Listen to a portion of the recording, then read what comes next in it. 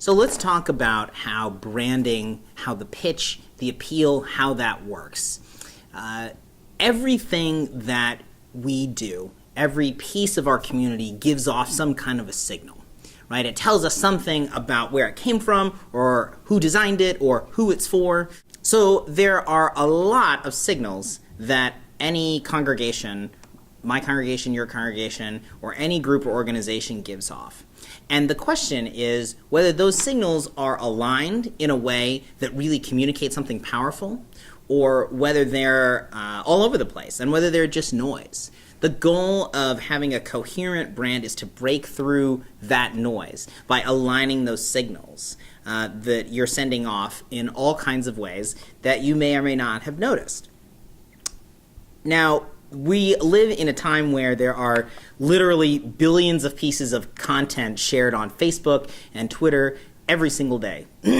And when we think about how the flow of media just washes over us, I'm sure we all can touch this in our different ways, no matter if we're on Facebook every second on our phone, or if we don't even have an account, but we just hear people talking about it all the time.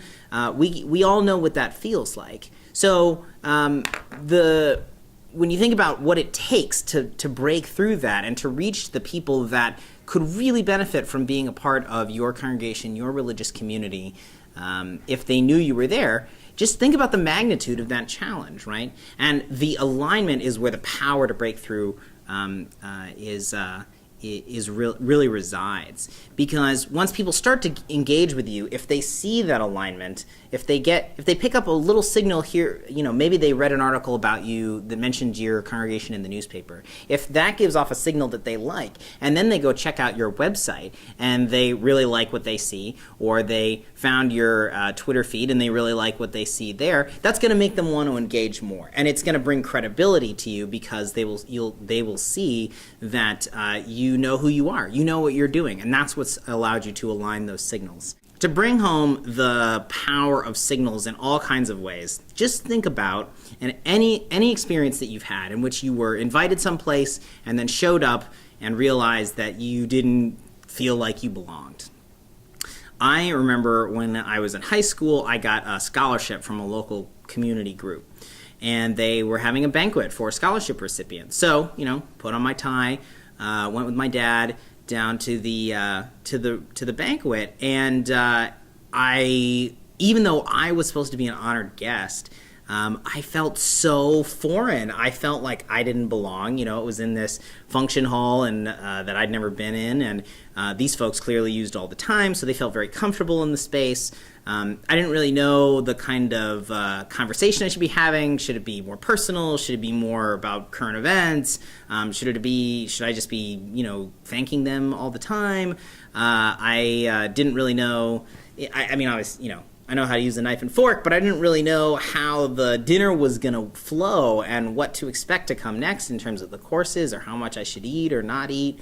And so there are all these little ways, from the way that where the event was held to the kinds of table decorations that we had, how people were dressed, how they spoke, the references they made, the clarity or lack thereof about what was happening and why and what was going to happen next. These are all things that said, we're glad, it's fine that you're here, but this isn't really for you. We didn't design this experience for you. We designed this experience for us, we the folks who are hosting the event. And how often can people relate to that when they visit our congregations? Probably a lot more than we hope for. And to be clear, of course, it's not just Unitarian Universalists. That's what happens whenever you encounter a close-knit community. So aligning those signals in ways that are authentic, that really mean that we want to be open to and welcoming of and valuable for new people is a huge part of getting out there beyond our four walls and touching new audiences with our healing messages. So, one way that this really plays out that we've noticed in the last couple months is that as we've been talking more about interfaith engagement, Unitarian Universalist congregations have been known very rightly so for a long time, is where if you have a family that has a couple different faith traditions represented, you can still uphold Unitarian Universalist values and remain in touch with that tradition. And we've appealed to lots of families that want to have hold on to those traditions and still come together around values that they share and that we share. But what I'll tell you also is that a lot of our churches, most of our churches, still feel very Christian, right? This isn't a surprise, of course, since we have a Christian legacy, but we meet on a Sunday morning. That's the primary time that we meet. We have lots of rows of people facing the front, where there's a minister, someone who uses the title reverend, typically, who is delivering a sermon. We sing songs from hymnals. And we often have buildings that very much look like churches. Not all our buildings look like that. And of course, this varies. There's huge differences in the way that Unitarian Universalists conduct their services. But when I think about if I had grown up as someone who had didn't grow up religious in any way, I would think, oh, of course this is a Christian church, with most of the UU churches that I've visited. And as much as we say, yes, of course, it's fine that you're here, what are we communicating by the structure of our services and our buildings and the way we talk about what we are and the music that we use? What are we communicating to people who visit us? And to be clear, there's absolutely nothing wrong with appreciating our Christian heritage. The question is, if we're trying to appeal to people who have multiple faith identities, are we really communicating that, or are we communicating mixed messages that will get garbled and won't carry through that noise?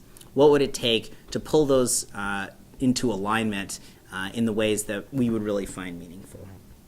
So getting a handle on your signals is the first piece of this, understanding what you're communicating through your website, your social media, the physical presence of your building, the experience of visiting your building, your community partnerships, your reputation in the community, the news coverage that you're getting. I'm sure you can think of some other examples. But starting to think about those signals and how you can align those with what your brand kind of goals are around your values, your identity, and your personality is a key part of understanding how to break through that noise and reach new people.